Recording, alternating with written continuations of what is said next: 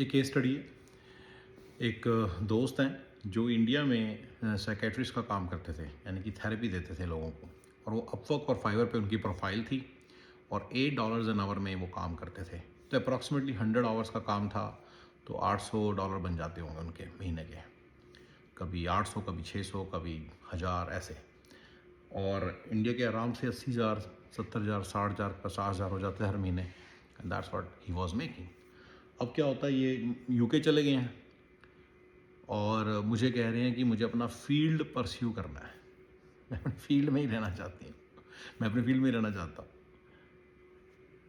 और वहाँ पे उन्होंने अपवर्क की प्रोफाइल, उसी प्रोफाइल के ऊपर वो अब कह रहे हैं कि मैं यूके की मेरी लोकेशन है और वो सेम वही सर्विस देने की कोशिश कर रहे हैं $8 पर आवर में।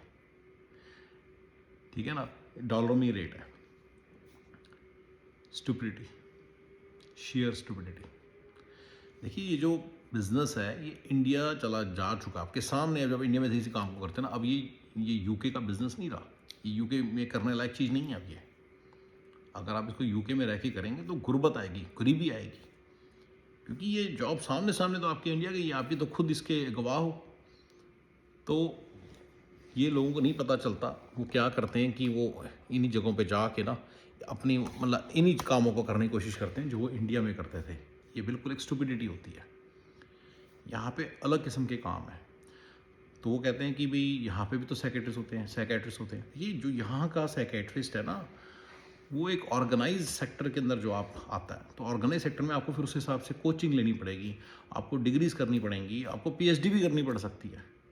तो 5-6 साल तक करेंगे, फिर जाके आप, इन्होंने सिर्फ बैचलर की हुई थी, अभी मास्टर्स करेंगे वो इंडिया की तरह नहीं है कि भाई, समझ रहे हो, ईजिली बन गए। यहाँ पे फिर उसकी पूरी कोचिंग होती है, फिर कोई कस्टमर नहीं आएगा, फिर उसके खर्चे खड़े होंगे। तो वो भी उन्हीं के लिए राइट है जिन्होंने प्रॉपर डिग्रीज कर रखी हैं, जिनके प्रॉपर क्रेडेंशियल्स हैं, और वो लोकल लोगों को देंगे। यहाँ पे $150 पर आवर लेते हैं, $200 पर आवर लेते हैं, पर वो लोग फिर प्रॉपर क्वालिफाइड होते हैं। आम आदमी उनके पास तभी जाता है, आपके पास कोई नहीं आएगा। और अगर आप अपवर्क पे थ्रू कह रहे हैं मैं बिज़नेस ले लूँगा, तो आप स्टूपिड हो, क्योंकि आप इंडिया के अंदर बैठे थे, यही काम कर रहे थे।